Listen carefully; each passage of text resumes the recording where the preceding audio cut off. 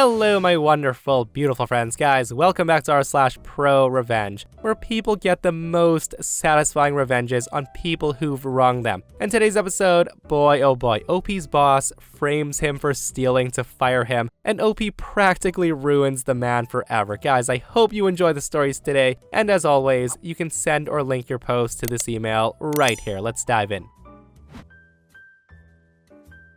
So a year ago, I was renting a house next to the most unpleasant neighbor ever. The only thing I liked about her was her cat. She had this freakishly adorable tabby who could melt even the most hardened criminal's heart. Every time I came home from work, he would saddle up next to me for some TLC, which he never got from my neighbor. As far as I could tell, she just used the poor thing to keep away mice and to play, aka be terrorized by her toddler grandkids on the weekends. The poor fur baby looked severely underfed and always appreciated the meals I left out for him on our back porch. I have an indoor fur baby of my own, a tailless ball of energy, aptly named Goblin, and one lucky day, he managed to escape outside. But luckily I found him within a few hours, but by the next morning, what jumps on my lap? Not Goblin, alas, but a flea. And if my social butterfly cat had fleas, I was positive the next door fur baby had fleas too. Now, I've already had a bitter history with this neighbor. In addition to being an a-hole to her cat, she'd harassed my older parents when they were helping me move in, because our U-Haul rental was blocking the dead-end sidewalk in front of my house. My parents are very kind people, and this lady was berating them needlessly for ruining the community, ranting and screaming at my parents until they eventually moved to an inconvenient and wholly unnecessary distance. But regardless of her personality, I figured that I'd warn her anyways, in the best interest of her fur baby. When I knew she was at home the next day, I knocked on her front door. When she answered, she scowled at me, and I started to explain that my escaped indoor cat has fleas, so there was a good possibility that her outdoor cat also had fleas. Immediately, she berates me for letting my cat get fleas, and she snaps saying she keeps her house very clean. Unlike me, who's just a trashy neighbor, so there's no way her cat has fleas. I just loudly sighed at her, and I went back home as she continued to yell, "You've never ever been in my house, lady, and that's not how fleas work." All week, I noticed her cat scratching himself raw, and I felt so bad for the little guy. I wanted to give him flea medication and a flea bath, but with my neighbor now watching me like a hawk and screeching like a banshee whenever I'm near him, I had to leave him alone. But I realized that there was something I could do. You see, we shared the same landlord, who was very concerned about household pests, and instructed us to call him at the first sight of bed bugs, ticks, etc. I also knew that my neighbor was keeping her cat a secret from the landlord, to avoid paying the pet rent, as I'd overheard her bragging about this to a friend outside one day. So what do? I call up the landlord to explain the flea situation, and I make sure to add that my neighbor's cat has also been scratching like crazy. When he hears me say that, there is a pause, and he says, "Did you just say she has a cat?" "Yes," I assured him. "She definitely has an indoor-outdoor cat." So it turns out that my neighbor had harassed the landlord into replacing most of her carpet due to her alleged cat allergy. Now, I don't know why the landlord caved into this, but it wasn't cheap. And now our landlord learned that not only had Madwoman lied about an allergy to score a free renovation, but she hadn't paid pet rent in more than a year. Well, an exterminator gets called, and our landlord himself shows up to oversee the whole thing. We had both received a flyer taped to our front doors, giving notice that he would be coming to our houses on that date, but I may or may not have removed my neighbors, so she wouldn't be able to just hide evidence of her cat for a few hours. So our landlord arrives, and I listen gleefully with my window open, as my neighbor tries to prevent him and the exterminator from entering. Eventually, she allows them to come inside, where there's obvious evidence of a pet living there. Now, I don't know exactly what transpired between her and the landlord, but a few months later, I now had a new next-door neighbor. She was evicted. And guess who Madwoman purposely abandoned during the move? Her poor fur baby, who became a much-loved and flea-free member of our house. Guys, I love it when a-hole neighbors lose their home, guys, especially those who abuse their pets. And what makes the post even better is that OP took that cat in, and I'm super happy to know that that little guy has a new home and a caring owner. And for all of you who are wondering, OP does share a picture of this cat, and look at this beauty. Shame on that owner and good riddance, right? And while we're on the topic of infestations, listen to this next one, guys. So I work at a disinfecting company. We're not huge, but we get an adequate number of clients. We also work against insects and rodents. So this is how it works. You call us, tell us how many square meters you want to be cleared, and we tell you the price and you say yes or no. Now back to the story. About 2 months ago, we got approached by a hospital that was about to open. They had this problem with rats and they wanted our help. They said that they wanted to have 4,000 square meters cleared. I was assigned to negotiate and communicate with them, so I calculate the cost and head to the hospital to talk to them. When I arrived, they told me to go to the second floor to room 208. I opened the door and there's like 15 women there. I asked for the one who called me, let's call her Karen, and Karen told me to sit down. I started talking to her about the price, and I couldn't help but notice that something was going wrong. She raises her eyebrow and squinted her eyes and says, "Excuse me, but you're not the first company we approached. We called 5 companies, and your price is 10 times higher than the most expensive one of those 4. Immediately, I knew she was lying, and I got really confused. Our prices are very fair and competitive, and doing 4,000 square meters for the price she told me would be outrageous. So I say to her, I can't speak for the other companies, miss, but think about it. 4,000 square meters at that price you're telling me they quoted you, they're spending like 10 pennies on 100 square meters. I honestly don't know what they're using to kill the rodents at that cost." Hearing me say that, she got angry and she said, "Who said anything about 4,000 square meters? I won't let you work in the whole hospital. I have patients here. This isn't a bar where you can go wherever you want to." At this, I start getting annoyed with her, and all the other women were smirking and laughing amongst themselves, and I clear my throat and said, "Miss, you sent us an email saying that you needed 4,000 square meters.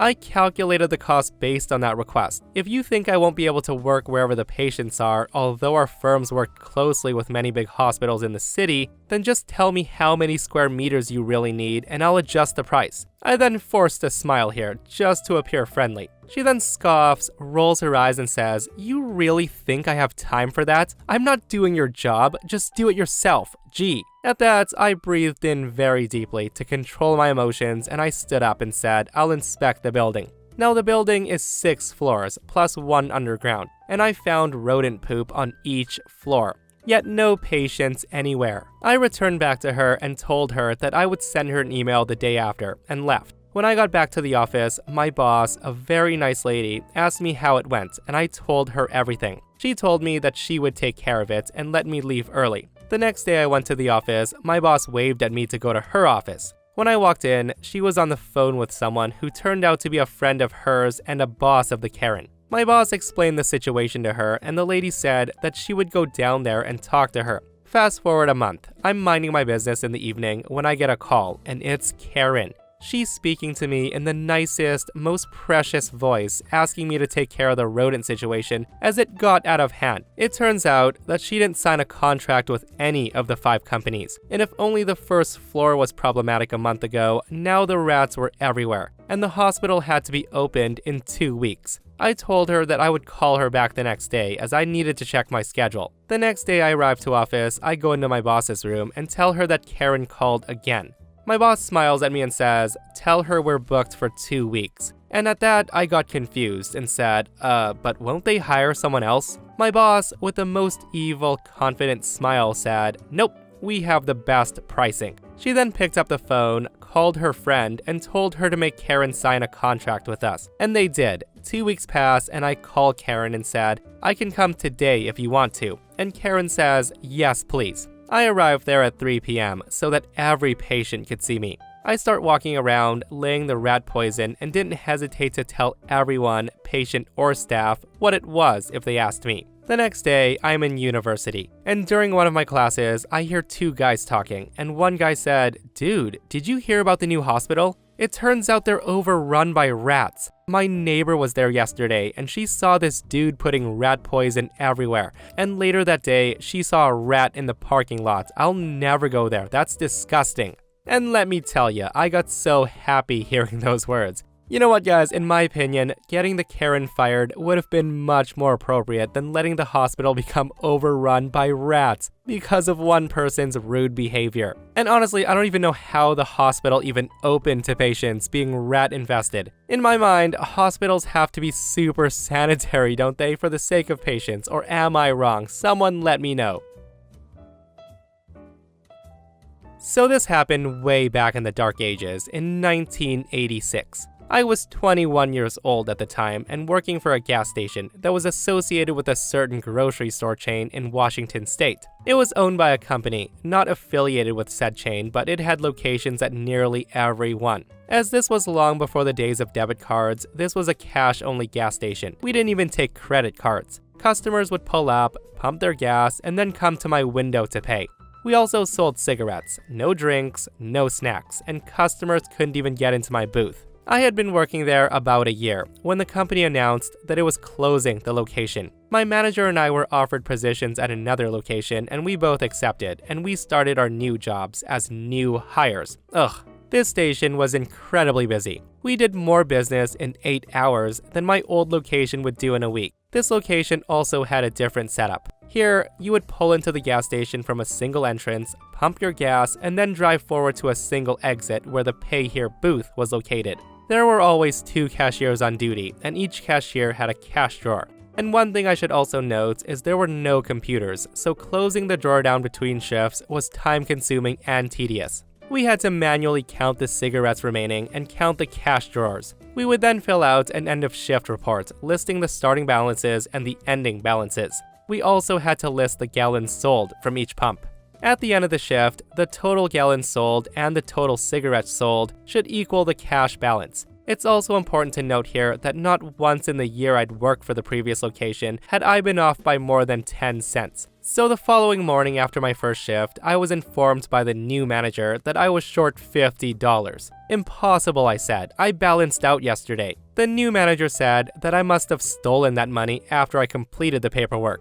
I just looked at him and said, "No, I didn't." He then accused me of stealing and he gave me a verbal warning and said if it happened again, I would be fired and the stolen money would be deducted from my paycheck this week. In the 5 days that followed, I realized quickly that the manager was up to something. My old manager, who is also another worker now, was also accused of stealing, as was one other new employee. Now I can't vouch for the other employee, but I'm pretty sure she did nothing wrong. The employees who had been there for a while were never accused of anything. I did some checking and found out that this manager was relatively new. The guy had only been there about 6 months, and the other cashiers had been here months before him. Only the new cashiers were being accused of stealing, and that location had been having stealing problems for about 6 months, and the turnover was high with the new employees. So with that, I came to work at 6 a.m. on Monday, only to be told that I was being fired. For cause. The manager was yelling at me and accused me of taking $500 out of my drawer the previous Friday.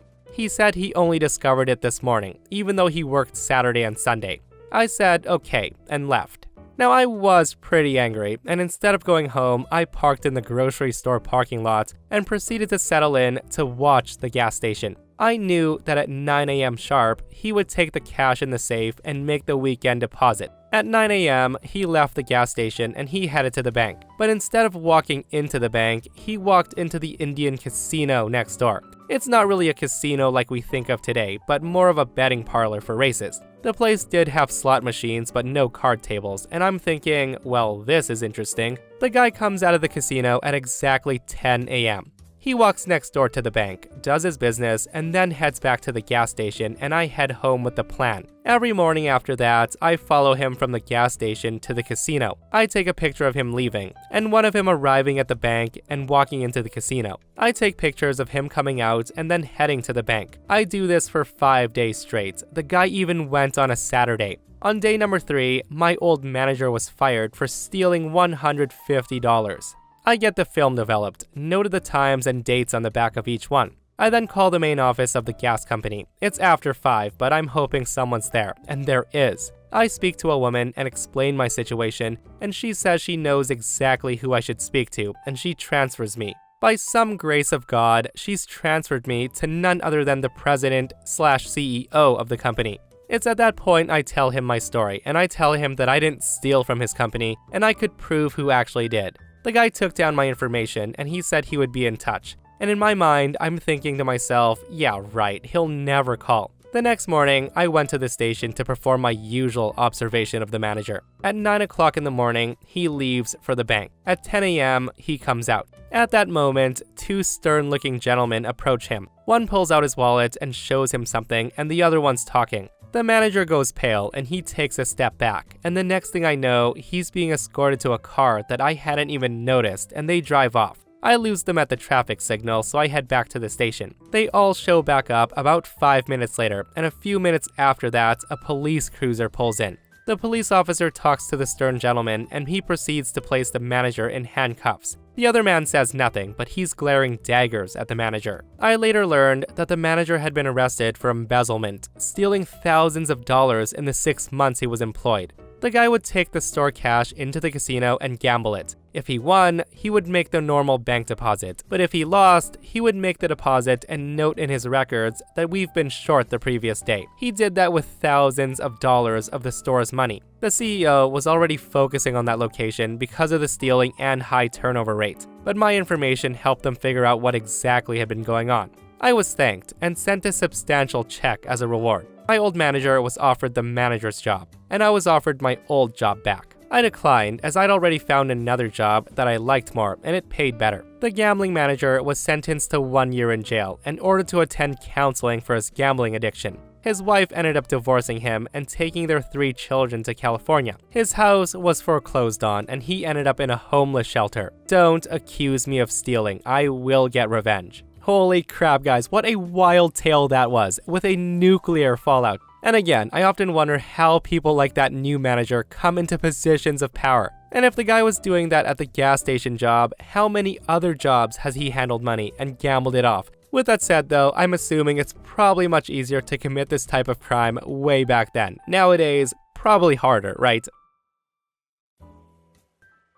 I'm a 50-year-old male, and I've got 2 stepsons, who I just call my sons, as I've been in their life since they were 8 and 10, and now they're young men. My wife and I made it a point to have a great relationship with their dad, whose name is Jason, and made sure he had the chance to be around as much as possible, even staying at our place frequently to be around his boys, as he lived over an hour away and couldn't afford to live closer. Now, Jason had this crazy ex-girlfriend who tried to claim that they were married, variously saying that she was common law, or they were married in secret, or they were married in an Indian reservation. But he had a restraining order against her because she was nuts and tried various ways to screw up his life. The ex is a horrible person. She's been arrested several times for forgery and fraud. She and Jason had a fiery relationship, but he had it in his head that he should make it work, as he did like her daughters and grandson. But the ex got him sent to prison for violating his probation when he left the county to go to his mom's funeral, and hadn't filed an appropriate form. After he got out several months later, she wanted him back, and he wasn't having it. He made a clean break, moved to a new town, but she continued to harass him, thus leading to the restraining order. She would send texts to people pretending to be police investigating,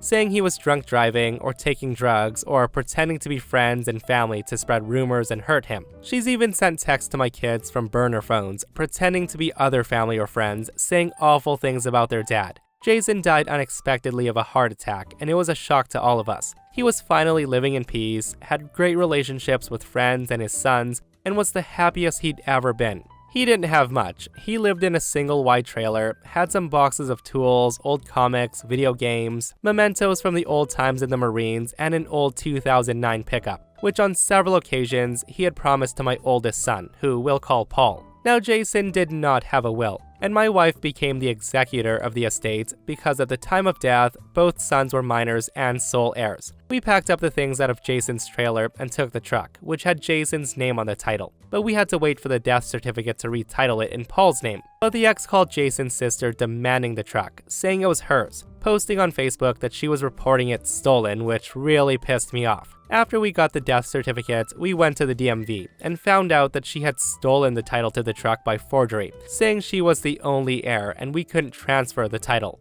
My son was driving around with a packet documenting everything in case he was pulled over for driving a stolen vehicle. We also had to get a lawyer and start a special process that took several months before a director at the DMV fixed it. We were able to title the truck, with the ex continuing to threaten and causing problems, and made everyone miserable, and it cost us several thousands of dollars in legal fees. Early last year, we got through probate court. The ex never showed, in spite of saying that she was the wife and sole heir. The court declared the boys as sole heirs and my wife as the executor of the estate in their names. Instead of showing up, the ex sent an email to the court saying she couldn't make it because of work. She doesn't have a job, and that Jason was never around his kids, and that they were just leeching off his SSI for the back child support. She went on a bunch of other non-relevant rants just to trash my wife and sons, and pretty much said it didn't matter what the judge said, she should get everything. During this time, we found out that Jason's name was on the deed of the ex's house, in order to get a reduction in property taxes because of Jason's disabled veteran status. She had filed papers to put him on the deed, but not on the mortgage. Now, if she had just left my kids alone, we would have let it go, but she had pushed principal beyond the point of denial, so we filed a suit for half the house. The property's worth about $380,000. We went to court-ordered mediation, and she rejected a mediated settlement of a fraction of the value, which we would have taken. In April, her lawyer dropped her, so she got a continuance on the first hearing. She then claimed that she found a will from Jason designating her as sole heir, in addition to another signed paper that she found as a quitclaim deed from Jason for the house. She was going back to probate court to appeal probate and needed time for that, which the judge granted. On Tuesday, we finally went to court on the deed to the house. She no-showed. The judge had inquiries to the probate court and she never filed any papers. The trial lasted less than 10 minutes as the judge recorded the facts and awarded the estate half the property. They will impanel 3 lawyers to determine how their property will be sold, and she's going to lose her house. And for the first time in her miserable life, she will face the consequences of her actions. If you F around, you will find out. What a super satisfying revenge on this crazy ex, guys. And it sucks that OP, his wife, and kids had to go through all that, but it was all worth it in the end, as the kids will benefit greatly from this outcome. And that, my friends, brings us to another end of our /ProRevenge. Guys, I hope you enjoyed today's stories. If you did, hit that thumbs up and subscribe if you're not subscribed. If you missed yesterday's episode on the channel, it's an r/entitled People episode, where OP's Karen neighbor won't stop harassing him over Wi-Fi, and the dude literally tries to steal from OP. If you guys missed it, go check it out, and myself and Stevie Boy will see you guys in the next one. We love you.